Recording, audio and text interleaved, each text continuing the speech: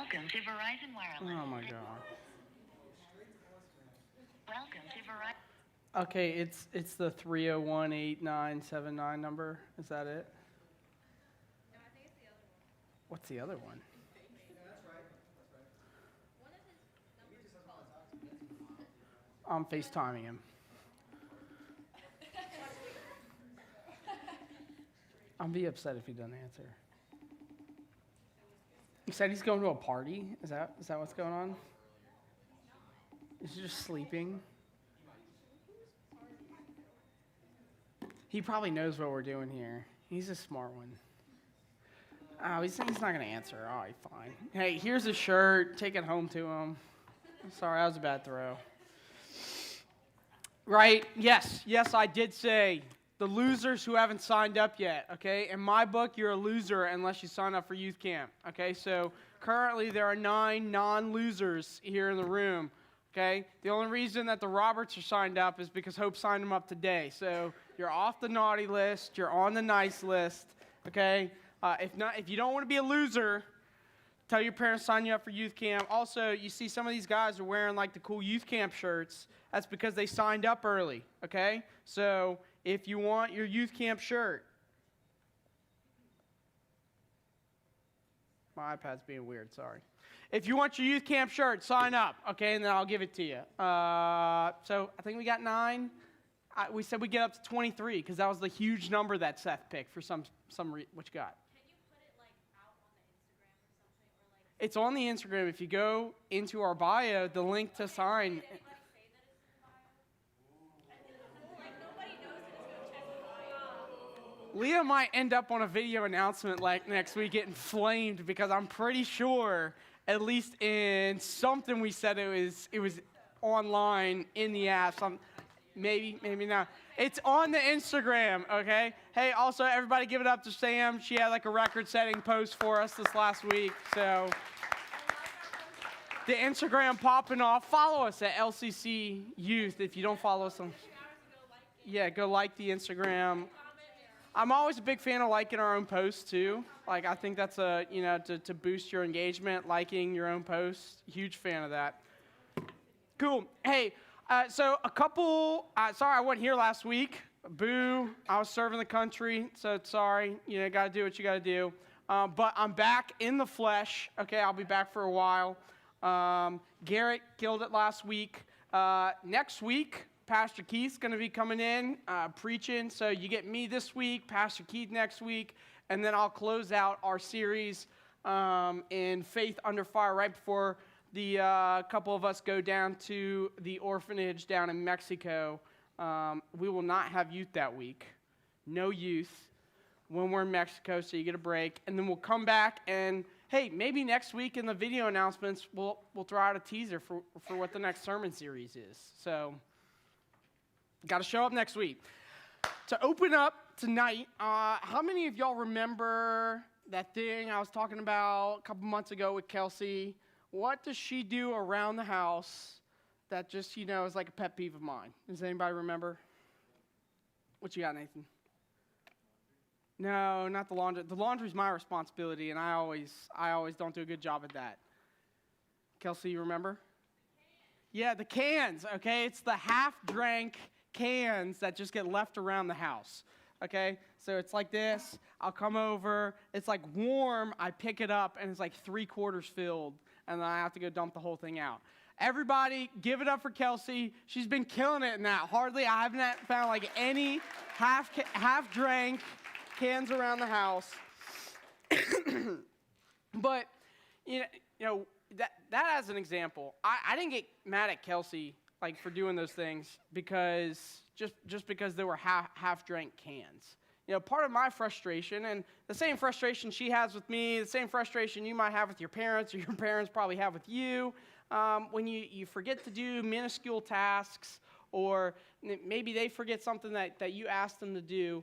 The challenge that we run into in those circumstances is not that, hey, you just forgot to do it, but way too often we get upset, or people get upset at us because of the way that those things made you feel. Right? Because at the end of the day, Does it really affect me whether or not a little 12-ounce can had 6 ounces of Coke still left in it versus, 2 ounces? No, it's really not that big of a deal. But at the end of the day, how it affected me is I felt like, hey, we're spending our money on something. Let's maximize it. In the same way, when I'm supposed to do the laundry and I don't do it, it means that I'm not caring about, Kelsey and making her feel valued and loved as a spouse. And so it's less of the task and more of how we are made to feel. And way too often, when at least I engage people that aren't professing Christians, don't have a relationship with God, one of their number one reasons that I interact with for people not believing in God isn't that there's a lack of evidence. A lot of people say, yeah, there's a lack of evidence in Jesus, but ultimately when you dig deeper into those conversations, the majority of the people, again, that I interact with, the reason why they don't believe in God is because of some sort of hurt or suffering that they have gone through in their life, and they proceed to ask the question, how can a loving God allow these sort of things to happen in my life or in the life of people around me? A lot of people have stories like this one that I'm going to share. It's an anonymous story, and this is what it says. It says, I never doubted God until my grandmother was diagnosed with vascular dementia and Alzheimer's when she was about 60.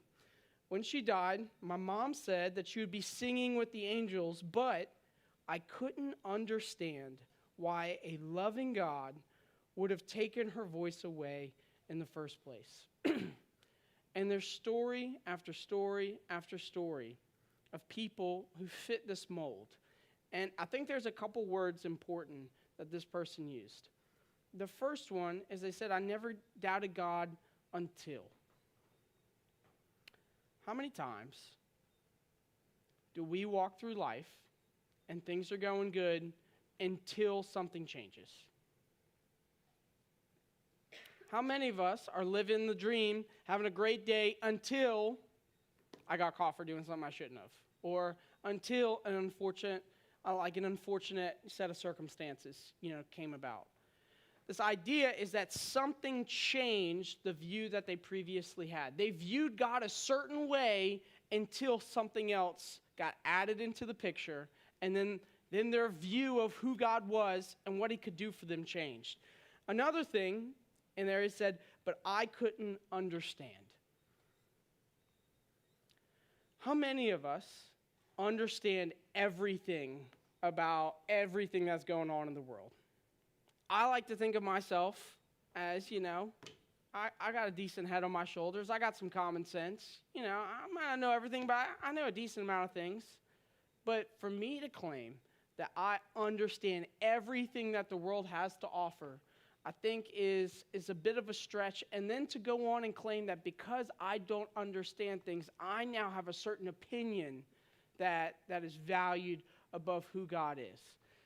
Now, when you break down those kind of statements and ideas that people approach these conversations, it's like, like, who are you to say that you should understand everything going on?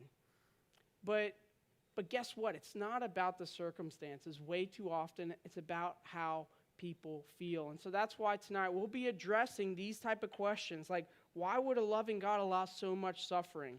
Or why do bad things happen to good people?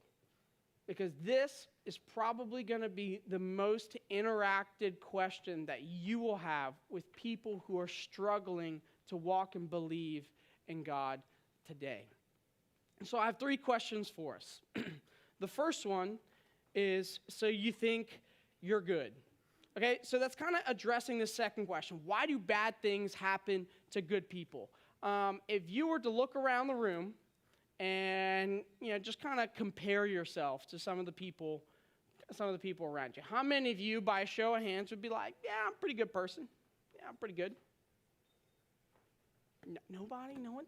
I think I'm a pretty good person, okay? I need some other people to support me in this, okay? How many of y'all think y'all all bad people? Okay, so recently, this last week, a whole bunch of people broke out of the prison in New Orleans, okay? How many of y'all think you're pretty good compared to those people, okay? Yeah, a whole lot more hands. You know, I'll raise 2 hands. Now, yeah, so if I took someone from over here and compared them with someone from over there, you might be like, yeah, they're living a good life with me. I don't know if I'm necessarily much a better person than them. But when we think of people that, hey, maybe have made a lot of mistakes or are doing a whole bunch of bad things, you look at yourself in the mirror and you're like, all right, I'm doing pretty good, you know? Luke, you're doing pretty good to the double murderer, you know, at the prison, right? Like, I hope you haven't murdered 2 people, but yeah, it's about to make a dash at the door. See, but way too often, when we ask this question about, hey, am I a good person, we compare ourselves to people who maybe aren't as good as us. And then we puff ourselves up. We feel like, yeah, I'm a pretty good person. And then this idea of entitlement kicks in, which is good people deserve good things to happen in their life. The problem with that is that we're comparing ourselves to the wrong people, right? You're not supposed to be comparing yourselves to each other. You're not supposed to be comparing yourselves to people who are really bad or really good. You're comparing yourself to who God is and his perfection. And then you can ask yourself the question, am I truly a good person? In Genesis chapter 3, verses 17 and 19, and this is where the fall happened at the beginning of humanity. It says this, and to Adam, God said, because you have listened to the voice of your wife and have eaten of the tree of which I commanded you, you shall not eat of it. Cursed is the ground because of it. In pain you shall eat of it all the days of your life. Thorns and thistles it shall bring forth for you, and you shall eat of the plants of the field. But the sweat of your face you shall eat bread, till you return to the ground, for out of it you were taken, for you are to dust, and dust you shall return. So at the very beginning of creation, we had this moment in time where man fell short. Adam sinned, fell short of God's standard of perfection. All of a sudden now, what does it sound like is happening here in chapter 3? Sounds like a whole lot of pain, a whole lot of suffering, and the ultimate, cherry on top is one day you're going to die. Do you think in this moment right here, Adam was sitting back? He was actually hiding, right? Just to, let you in on that. You think Adam's sitting back saying, hey, I'm a pretty good person. Why are bad things happening to me? Because I'm doing all right. I think I'm getting by here. Adam was not thinking that in the moment.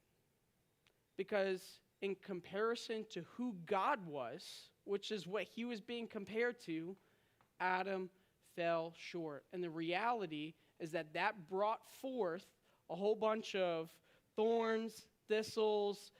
That's just him talking to the man. When God talks to Eve, there's a whole bunch of other things, a whole bunch of struggles and pain and suffering that comes about because of that. And that's the world that each and every one of us are birthed into and have to walk every single day. Romans 5, verse 12 says, therefore, just as sin came into the world through one man and death through sin, and so death spread to all men because all have sinned. Again, it can be really easy to point to Adam and be like, dude, it's your fault. Like, Adam, it's your fault that we're in the situation that we're in. But Paul, when writing Romans, is very clear, and all you have to do is look at yourself in the mirror to determine, hey, I'm just as bad of a sinner as Adam is. I make just as many mistakes as Adam did. I am just as worthy of all the consequences, all the pain, all the suffering that Adam received because of his sin. So when we ask the question, why do bad things happen to good people? I think we have a flawed mindset of who we actually are, because none of us in this room get to say to God, hey, I'm a good person, therefore bad things shouldn't be able to be allowed to come upon my life. Tim Keller, in his book, Walking with God Through Pain and Suffering, phrases this idea of why do bad things happen to good people a little bit in the right perspective. when he says this: when we stand back to consider the premise that God owes us a good life, it is clearly unwarranted. If there really is an infinitely glorious God, why should the universe revolve around us rather than around him? If we look at the biblical God's standard for our behavior, the Golden Rule, the Ten Commandments, the Sermon on the Mountain, and then consider humanity's record against these norms, it may occur to us that the real riddle of evil is not what we thought. This is really important. Lock in right here. It says, perhaps the real puzzle is this: why, in the light of our behavior in the human race, does God allow so much happiness?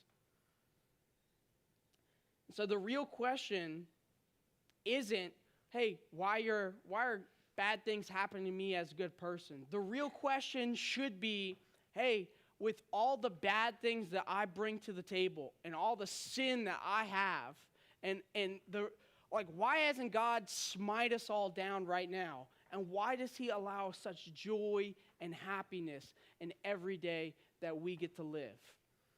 And that's what happens when we place the values of us feeling a certain way over the reality of the situation that we are living in, which is we are totally unworthy of anything that we have set before us. Not to mention, right, because that doesn't really answer the question, why does God allow suffering, right? Because it makes it sound like that's God's fault for bringing suffering into the world. There's a bullet point in your notes. It says, God didn't choose suffering, we did. Right?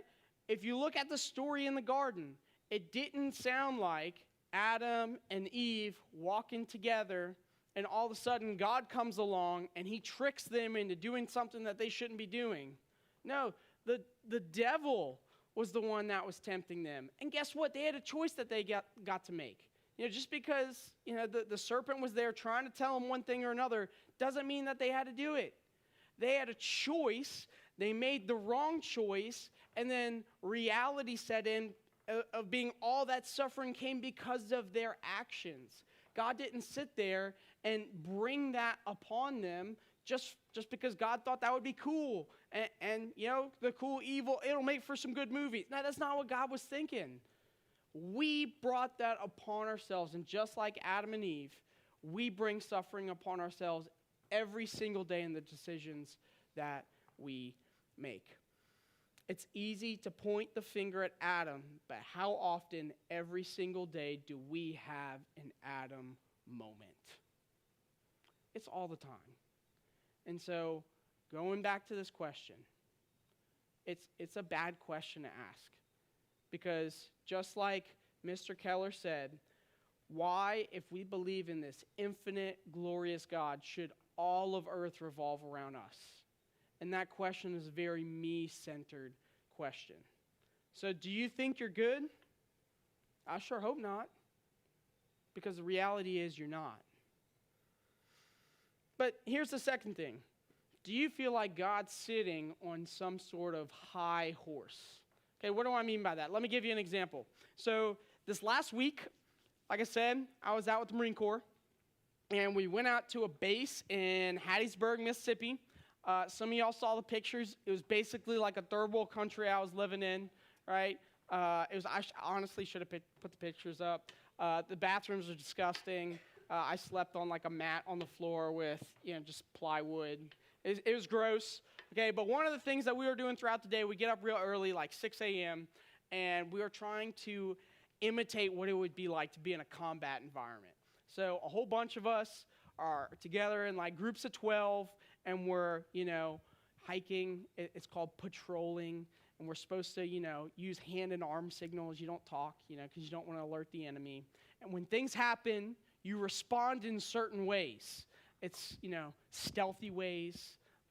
Military tactics, think like really cool movies that you saw. That's what we're trying to imitate, right? We didn't do a good job imitating it. Let me just tell you that. So, luckily for me, I've gotten to the point where I was more of like an instructor for this, set of maneuvers. I didn't have to participate, in it. And after a period of, 6, 7 hours of us on this patrol, it was hot outside, people were getting tired, people were running out of water. And what happens is people stop paying attention to the little things. The little things matter, though, especially when you're in a combat environment, because the reality of the situation, if you miss a little thing, that could cost somebody else their life. And so we pay very close attention to the little things, and it's a big deal for us when people start missing out on them. So we decided to have a little fun. Right? I should have queued up the have a little fun, right, baby? So what we did was we just started screaming at everybody. We just started screaming, and, one of our, commanding officers comes over and starts, pointing at people, and he's like, you're dead, you're dead, you're dead, you're dead. And what they have to do is they have, keel over and drop all their gear, and they have to act like they're dead. And then everybody else has to pick up all their extra gear. Someone's got to throw this dude on their back, and then they got to keep on, trudging. And you got to keep on going. And it's all chaos. A couple of the instructors are just sitting over here cracking up laughing, right? But guess what? We've all done this before. I don't know how many times I've been on the reverse side of this where I was making mistakes and, I had to be the one who was paying the price for it. We didn't make it very far because people just started falling out, and we had a couple people almost pass out, so we had to calm it down after a little bit. But at the end of this little exercise, one of the things that one of the junior people had to say, he had only been with the unit a couple months, he was like, I didn't feel like it was fair that the instructors just got to sit there and watch us do it, and they didn't get to participate with us. And we almost just started cracking up laughing, right? Because it was like, dude, who do you think you are to tell us what we should be doing? Right? Because they have no right or responsibility to do that. And then second, act like we weren't right or justified in the actions that we had put upon them. It's like, dude, maybe if you were paying attention, you wouldn't be in the situation that you are. Just like in this situation, how many of us feel like when we point the finger at God and say, hey, I'm going through all this stuff, and you just get to sit up there in heaven, in this, area of perfection, and watch us go all through these pain and trial and suffering and struggles, you don't get it. You don't understand. And then you're the one dishing it out on us. That's not fair. Who do you think you are, God? We want justice. Do you want justice? Do you feel like what God is doing is unfair? Let me tell you what justice would be. Each and every one of you sinned against who God is and what the standard of perfection is. That's what sin is. It's just not meeting the standard of who God is and his glorious perfection. Justice would be for God to not intervene in your life, which means all the struggles and pain and suffering would just continuously go on forever. And then when you died, you would go to hell and you would continue to suffer for eternity. That would be justice. And what's funny, and I crack up laughing at this all the time, is we don't want justice, when it's put that way, to be applied to us, but we want justice to be applied to everybody else. There's the parable that Jesus, told about the man who owed, $1 gajillion to this king, and, he's pleading before him, I can't pay this, please help me, and the king is super generous to him, is like, hey, don't worry about it. All of your debt is forgiven. What does he do? He walks out, and he sees the dude that owes him a week's worth of pay, and he just starts chewing into him. Hey, you owe me this money. Who are you? You got to cough it up right now. And it's dude, did you not just realize that justice was not given to you? And then you turn around, and you want to dish it out. We can't point the finger at God for doing those things, because justice, what we deserve, would be eternal damnation and separation from God forever. So who are you to determine that what God is doing and his plan is insufficient for your life? Because if it wasn't for him, but God, Ephesians 2, verse 1, it says, "And you were dead in the trespasses and sins in which you once walked, following the course of this world, following the prince of the power of the air, the spirit that is now at work in the sons of disobedience, among whom we all once lived in the passions of our flesh, carrying out the desires of the body and the mind, and were by nature children of wrath, like the rest of mankind. But God, being rich in mercy, because of the great love in which he loved us, even when we were dead in our trespasses, made us alive together with Christ. By grace you have been saved." If it wasn't for what God did out of the mercy that he has for each and every one of us, justice would have been served, and we'd just be suffering from here on to eternity. Why does God allow suffering? It's because it's what we deserve, because of what we have brought upon ourselves. Now, I love like an even if moment. You know what I'm talking about, like an even if moment? Let me give you an example. When I was playing baseball in high school, one of the guys on the team was very gifted. He went on to play college baseball. And one of the freshmen pointed out to him and was like, "Dude, your batting average sucks." And he's like, "What do you mean, dude?" And so he went to the coach, like pulled the batting average roster, and he went and let him know, like, "Hey, dude, my batting average is better than yours." And it just so happened, like the very next game, the dude was still like chirping him for it. He like made a comment to him, walked up to the plate, and hit one over the fence, you know? And as he's rounding the bases, he's just like glaring at this like freshman on the team who's like making these comments to him. You know, that's like an even if moment. Like, hey, if I wasn't good enough on paper, here, I'm in reality, I'm gonna let you know that there's a difference between us here. You know, God's having an even if moment here, because at the end of the day, God has the right to do whatever he wants in your life, and if he wants to sit on his high horse and say, "Hey, you got to go through pain and suffering because you deserve it," God has every right to do that. But guess what? This is the even if moment. Tim Keller continues on in his book, and he says, "The sovereign God himself has come down into the world and has experienced its darkness. He's personally drunk the cup of its suffering down to the dregs, and he did it not to justify himself, but to justify us.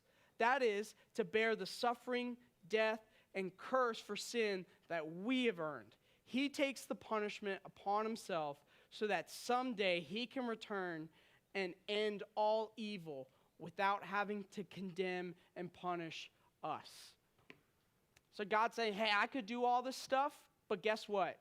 I'm not sitting on my high horse. Jesus came down and he took on the suffering and pain of every single one of us.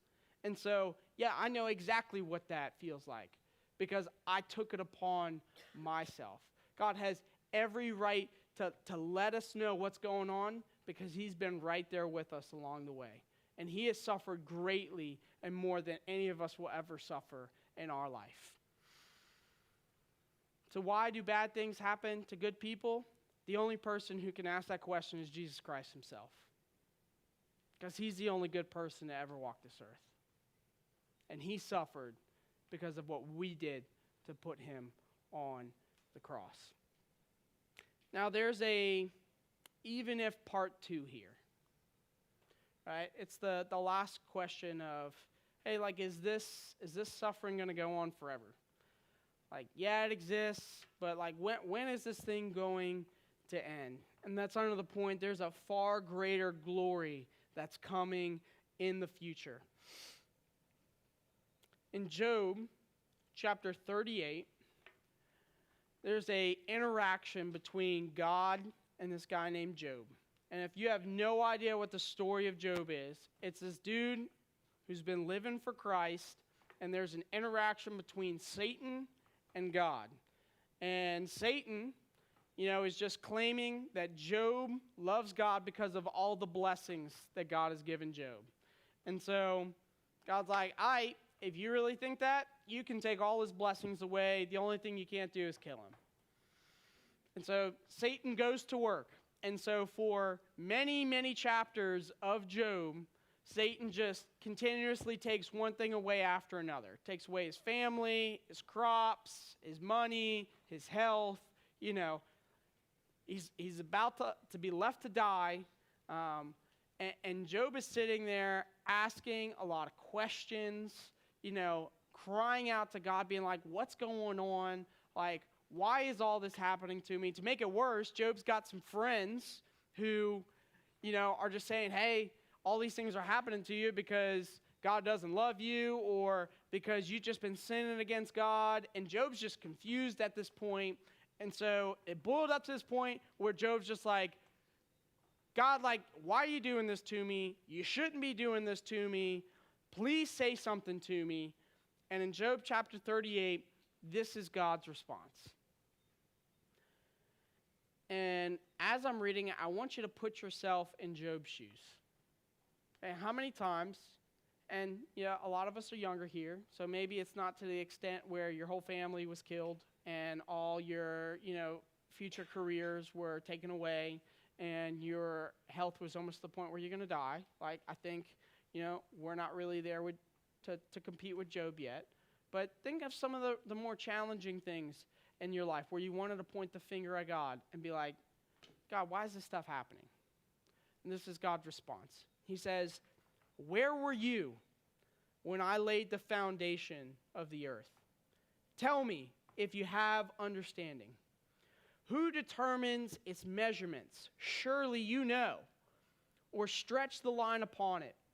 Or where or what were the bases sunk? Or who laid the cornerstone? And when the morning stars sang together and all the sons of God shouted for joy? Or who shut the sea with the doors when it burst out from the womb?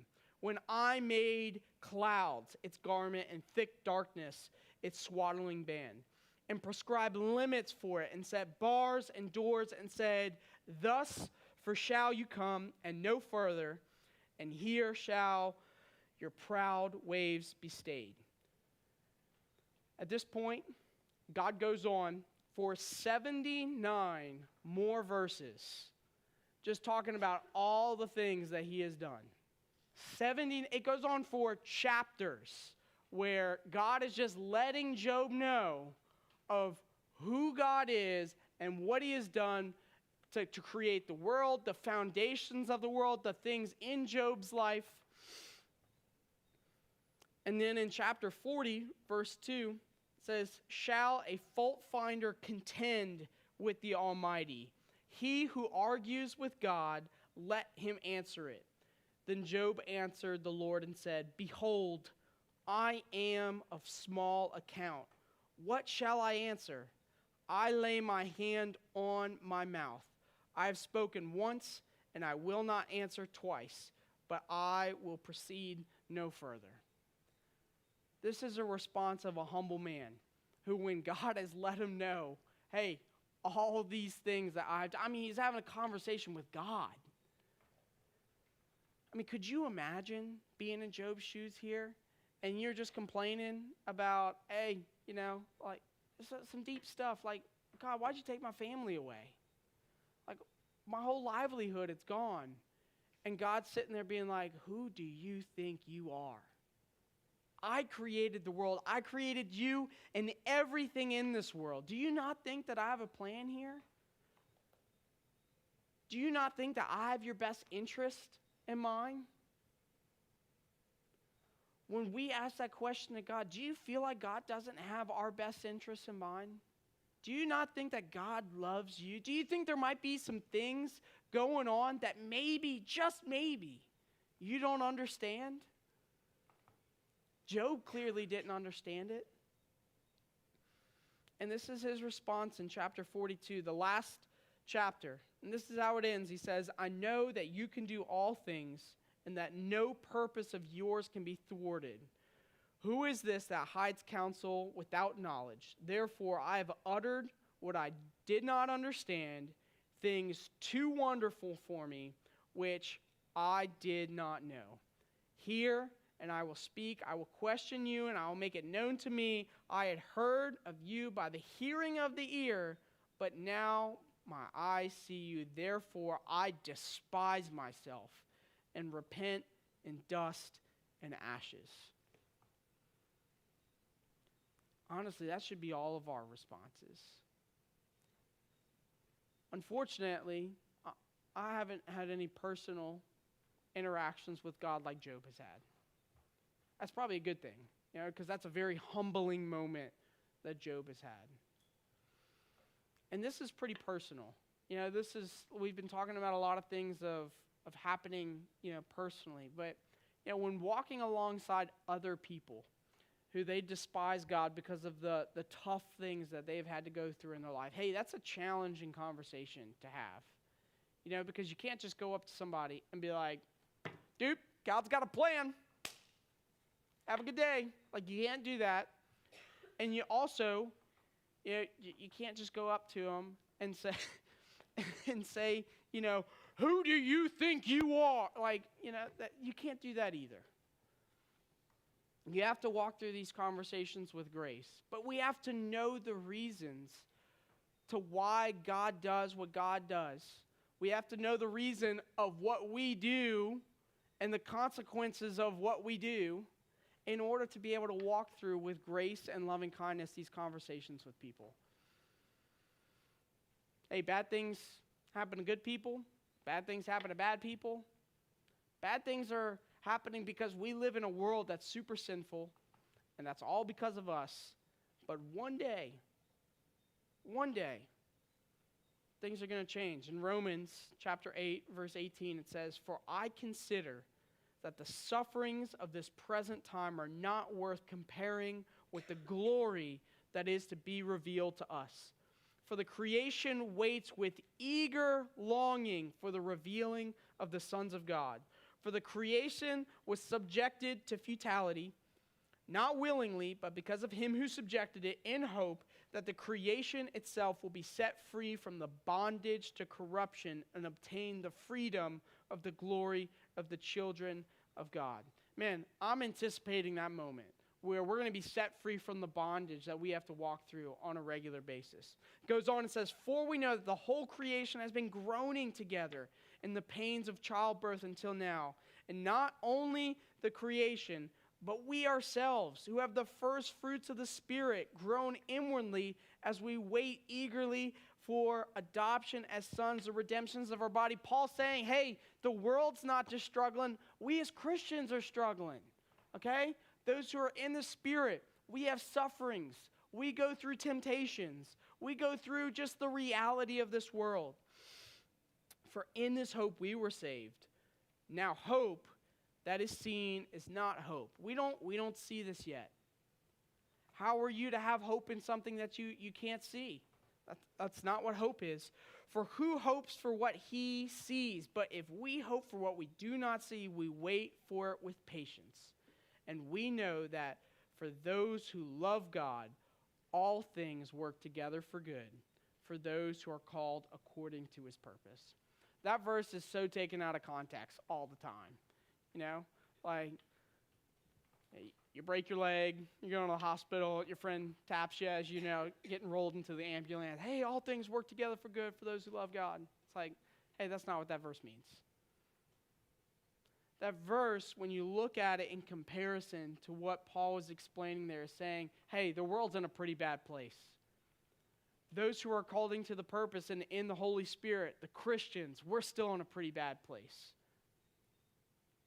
But if we wait with patience, God's going to work all this out for good for those that love him. And so how do you approach these things? With patience,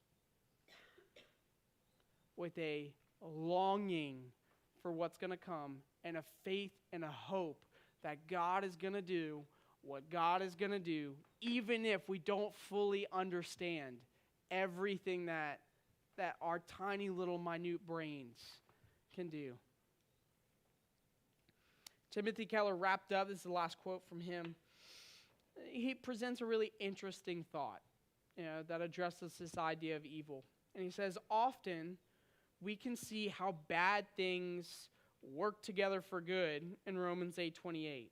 The problem is that we can only glimpse this sometimes in a limited number of cases, but why could it not be that God allowed evil? Because it will bring us all to a far greater glory and joy than we could have had otherwise. Isn't it possible that the eventual glory and joy we will know will be infinitely greater than it would have been had there been no evil? What if that future world will somehow be greater for having once been broken and lost? If such is the case, that would truly mean the utter defeat of evil. Evil would not just be an obstacle to our beauty and bliss, but it will have only made it better. Evil would have accomplished the very opposite of what it intended. We're all finishing up school. We're coming up on the summer. The summer is going to be awesome, okay? Unless you have summer school. Sucks for you. Sorry. Do you know why we anticipate the summer? Because we don't have to do school anymore. School makes the summer better for us. What Keller is trying to explain here is that evil and suffering in the world is going to make the glory that we have with Christ even better. And that's something that we are longing for and hoping for. This is the last verse. In Revelation 21, verse 1, this is what John says that he sees in his vision of what God has given to him. He says, "Then I saw a new heaven and a new earth. For the first heaven and the first earth had passed away, and the sea was no more." This is really going to happen. "And I saw the holy city, a new Jerusalem, coming down out of heaven from God, prepared as a bride adorned for her husband. And I heard a loud voice from the throne saying, 'Behold, the dwelling place of God is with man. He will dwell with them, and they will be his people, and God himself will be with them as their God.'" And verse 4, "He will wipe away every tear from their eyes, and death shall be no more, neither shall there be mourning, nor crying, nor pain anymore, for the former things have passed away." That's what we have hope for. That's what we're looking towards. The point where this will be no more, and we get to celebrate pain-free, suffering-free, mourning-free, crying-free with God one day. What a day that will be. And so, hey, why does God allow suffering? And maybe God allows suffering to make the end result better. Maybe he allows suffering because that's what justice is. But ultimately, none of us are good. Jesus suffered right there with us. And so for us to approach this conversation, it's really helpful for us to know each individual step. Hey, my feeling, I might be going through some pain and suffering. You might be going through some pain and suffering. Life isn't fun sometimes. But remembering to have patience and trust in who God is, that he's got a bigger and better plan for you. Let me leave you with this. There's a quote that somebody said, I'll never forget it. So hopefully you'll never forget this either. It says that God sometimes doesn't give you what you want now so that he can give you something better later. Now, why is that true? It's because God always gives you his best. Now, his best might not line up with what you think your best is. God's best is God's best. And just like Job, we have no place to question God. But hey, when we're walking through things, when people that we're walking with walk through things, remembering, hey, the reason we might not be having something that we want now, the reason why we might have to walk through some of these things now, is because God is going to give us something better later. The best later, because each and every one of you, God has his best for you. Let's pray. Father, thank you for just showing us grace and mercy to send your son down. Even if you wanted to sit on your high horse, you could have totally done that. But you sent Jesus down to die for us, to walk through all the pain and suffering. And it's so that we don't have to continue suffering for eternity. And so I pray that for anybody walking through any of these things now, I pray that they don't hear just, hey, I need to get over it. Or, this is never going to go away. But rather, hey, I'm enduring to the end to where there's going to be a day when there's no more suffering. And I'm so thankful that God sent his son so that I don't have to suffer like this for eternity. Pray that you bless our conversations and our small groups, and that more people sign up for youth camp. In Jesus' name, amen. Amen. Hey, we're going to go into in a small